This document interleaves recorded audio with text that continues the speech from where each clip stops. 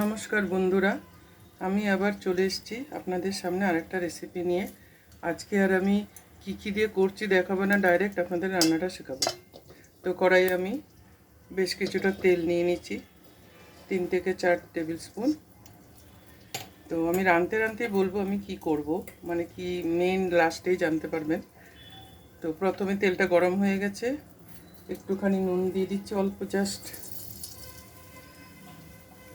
এখন বড়া বানাবো। অলরেডি আমি বড়া বানিয়ে রেখেছি অনেকগুলো। তো কি করে বানাবো, কতটা পরিমাণে বানিয়েছি সেটাই দেখাবো। তো এখানে আমি যে বড়াটা বানিয়েছি, 250 ছোলার ডাল ভিজিয়ে ভালো করে পেস্ট করে, তারপরে নুন, কাঁচা লঙ্কা আর কাঁচা লঙ্কা বাটা আর হলুদ দিয়ে এটা মেখে রেখেছি। এখন বড়াটা ছোট ছোট করে ভেজে নেব। ডালটা অবশ্যই পেস্ট করে নিয়েছি। এখন বড়াটা আমি করে নিই আপনাদের জাস্ট দেখানোর জন্য, শেখানোর জন্য। যারা যারা নতুন আছো তাদের জন্য, অনেকে যারা রাঁধতে জানে না, নতুন শিখছে। তো দিয়ে দিলাম। গ্যাসটা পুরো কমানো আছে, আমি হাই ফ্লেমে তেলটা গরম করেছিলাম। এখন আমি একটু ঢাকা দিয়ে দেব, ঢাকা দিলে তাড়াতাড়ি হয়ে যাবে। ঢাকনাটা এখন খুলে নেব। এখন বড়াগুলো উল্টে দেবো,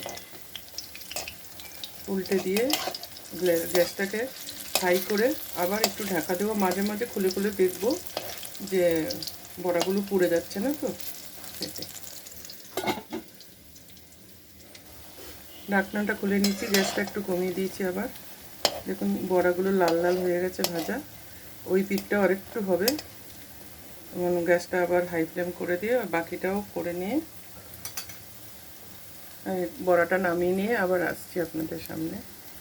ওই তেলের মধ্যেই এখন দিয়ে দেব জিরে ফোড়ন। গ্যাসটা কমানোই আছে। 1 ছোট চামচ জিরে ফোড়ন দিয়ে দিলাম। দেওয়ার পরে ওর মধ্যে দেবো 4টে টমেটো, মিডিয়াম সাইজের পেস্ট করা। গ্যাসটা কমানো আছে কিন্তু।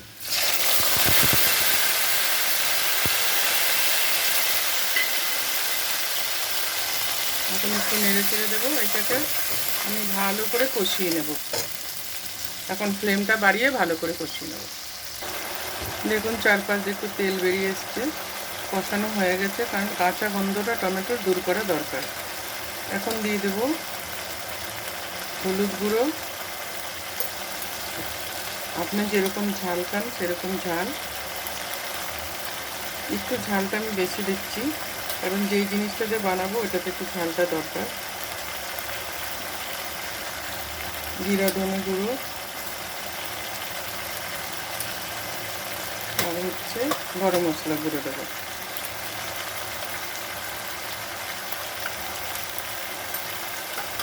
আর দেবো আদা বাটা।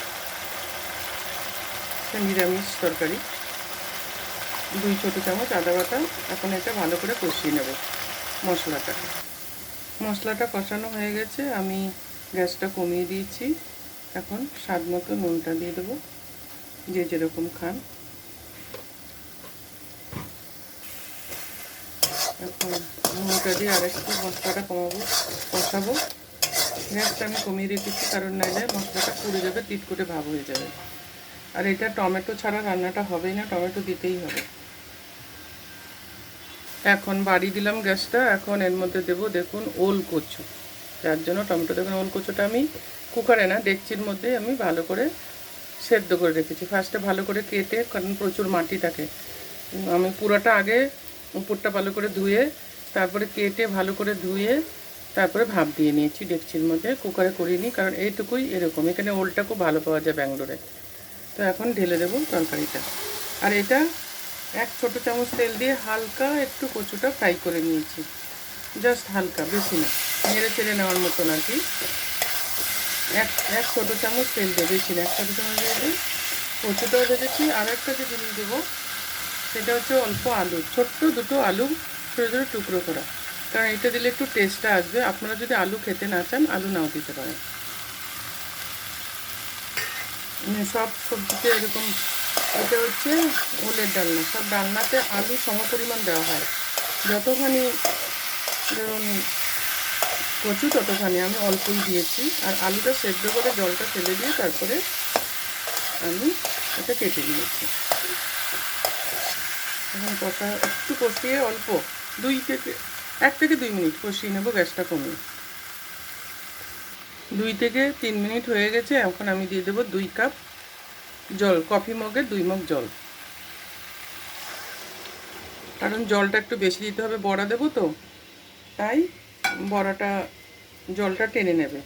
আর জলটা আমি ফুটিয়ে দিয়েছি, গরম জল, ঠান্ডা জল দিইনি। একটা বয়েল আসবে, তারপরে বড়াগুলো দেবো। তো এখন আমি ঢেকে দেবো হাই ফ্লেমে। এখন ফ্লেমটা হাই করে দিয়েছি, দিয়ে এখন ঢেকে দেবো বয়েল অবধি, একটা বয়েল আসা অবধি। এখন ঢাকাটা খুলে নেব।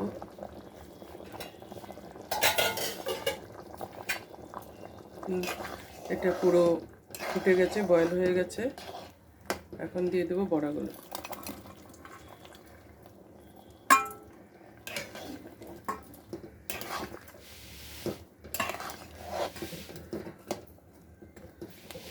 দিয়ে আবার একটু ঢেকে দেবো। এটা হাই ফ্লেমেই হবে এখন 2 থেকে 3 মিনিট হয়ে গেছে। ঢাকনাটা খুলে দিয়েছি, 3 মিনিট ফুটিয়েছি আমি। এখন 2 চামচ ঘি দিয়ে দেবো এর মধ্যে। আর জল লাগবে না, এই জলেই আমার হয়ে গেল। কারণ একটু মাখা মাখা হলে ভালো লাগবে। মাখা মাখাটা এটা একটু ঠান্ডা হলে আপনার জমে যাবে। অবশ্যই একবার বানিয়ে খাবেন।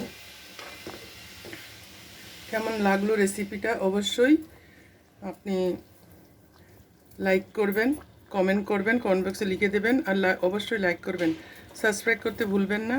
আমার চ্যানেলটা সাবস্ক্রাইব করলে আমার নেক্সট রেসিপির নোটিফিকেশান আপনার কাছে চলে আসবে। আর এই ভিডিওটা আমি দিলাম, এটা আমার দুর্গাপূজার আগের লাস্ট ভিডিও। আগেই বলেছিলাম ওইটা লাস্ট, কিন্তু আরেকটা বানালাম। তারপরে আমি দুর্গাপূজার পরে আবার আপনাদেরকে খাবার শেয়ার করব রান্নার। কারণ আমি এখন খুব ব্যস্ত, আগেও বলেছি পূজা নিয়ে। আমাদের 48 ইয়ার দুর্গাপূজা হচ্ছে ব্যাঙ্গালোরে, নর্থ ব্যাঙ্গালোর কালচারাল সমিতির। তো সেইখানে আমি ভীষণ ব্যস্ত, দায়িত্বেও আছি সেক্রেটারির। তো সেই জন্যই তো এখনকার মতন আসছি। আবার দেখা হবে আরেকটা রেসিপির সাথে। Tata, bye bye.